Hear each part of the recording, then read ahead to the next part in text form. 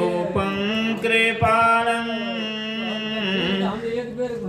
अगम बोधदाता सुबुद्धि निधि विशालम् समाशील यति धीर गंभीर ज्ञानम् धर्म कील दृढ़ थीर समधीर ध्यानम् जगत त्राणकारे अघारे उदारं भगत प्राण रूपं दया गुण अपारं नमो सद्गुरु ज्ञान दाता सुस्वामी नमामि नमामि नमामि नमामि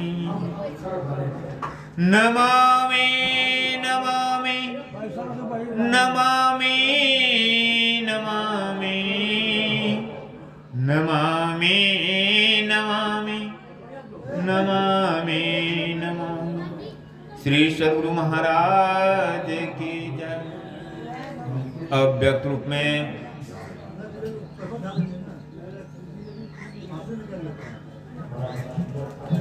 प्रातः स्मरणीय अनंत विभूषित सृष्टि के कण कण में विराजमान श्री सद्गुरु महाराज को मेरा साष्टांग प्रणाम।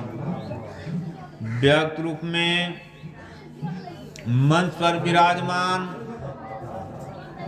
मुद मंगलमय संत समाज को मेरा बारंबार प्रणाम तथा इस सत्संग स्थल पर आए हुए सज्जन सत्संगी महावृंद सभी को मेरा बारंबार प्रणाम। अभी हम लोग श्री वैद्यनाथ बाबू की निवास स्थान पर त्रिदिवसीय सत्संग में हम लोग आज दूसरा दिनों के प्रथम पाली के सत्संग में यत्र तत्र से भाग लिए और अभी हम लोग सत्संग योग से चारों भाग से पाठ सुने।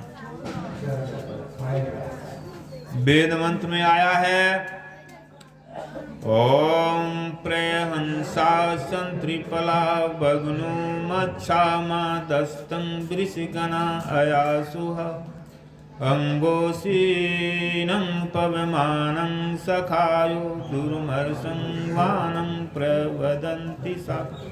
कहते हैं कि इस मंत्र के द्वारा वेद भगवान क्या करते हैं, किसको कहते हैं, इस देह में इस शरीर में बसने वाले जो कांति स्वरूप जो आत्मा है उसको उपदेश करते हैं कि हे जीवात्माओं, जो उत्तम और अचल समाधि के साधक, कौन साधक, जो समाधि में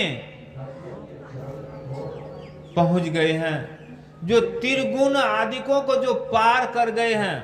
त्रिगुण क्या है, रजोगुण, तमोगुण और सतोगुण, जो इसको पार करके समाधि में चले गए हैं। कैसे कहते हैं, दूध में जब दूध पानी मिल जाता है तो उसको सब कबूतर उसको नहीं अलग कर सकता है, लेकिन हंस एक ऐसा पक्षी है कि वह दूध में पानी में दूध मिला हुआ पानी को छोड़ देता है, दूध को चूस लेता है। कहते हैं इसी तरह जो साधक साधन भजन करके अपने आप को तीनों गुण से अलग कर लिए हैं, कहते हैं यह ईश्वर के समान वह हो गया है। और वही साधक जो हैं वह राम में रमन करने लगते हैं। कहते हैं ऐसे महात्मा को, ऐसे साधु के जो है चरण वंदना करनी चाहिए। योगो सिखोपनिषद से आया है योगहीनं कथं ज्ञानं मोक्षदं भवति भोः योगो अपि ज्ञानहीनस्तु न क्षमो मोक्ष कर्मणि तस्माज्ज्ञानं च योगं च मुमुक्षुर्दृढ़ताभ्यास्ते। यानी योगहीन ज्ञान मोक्ष प्रद भला कैसे हो सकता है।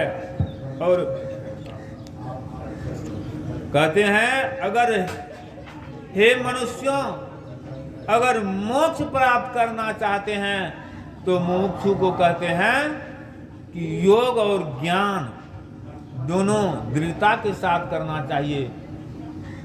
अगर ज्ञान नहीं है तो योग में प्रवीण नहीं हो सकते हैं, और ज्ञान है योग नहीं करते हैं तो फिर भी आप ऊपर नहीं हो सकते हैं। इसलिए ज्ञान और योग दोनों चाहिए। तो ज्ञान कैसे मिलेगा? जो ज्ञान प्राप्त करना चाहते हैं उसे उस व्यक्ति को सत्संग से प्रेम करना होगा। जो सत्संग से प्रेम करेंगे उसी को ज्ञान प्राप्त होगा। जो जिसको ज्ञान प्राप्त होगा वही योग करेंगे। और कहते हैं देहावसान सम्मेचिते यद्वि भावेत तत्देव भवे जीव इत्येव जन्म कारणम। देह त्याग के समय कहते हैं चित्त में जो भावनाएं जीव करता है वही वही होता है। यह जन्म का कारण यही है। तो हम लोग देह जब शरीर छूटने लगेगा, मृत्यु के समय जब आता है तो हम लोगों को ख्याल कहाँ जाएगा। पूरे जिंदगी में अगर हम कुकर्म करेंगे तो उसके ओर ख्याल जाएगा, अगर सत्कर्म करेंगे तो उसी को ओर ख्याल जाएगा। देखिए रविदास एक ऐसे संत हुए थे, बहुत पहुंचे हुए संत थे रविदास। जब उसका शरीर छूटने लगा था उसी समय में उस राज के राजा का लड़का का बारात जा रहा था।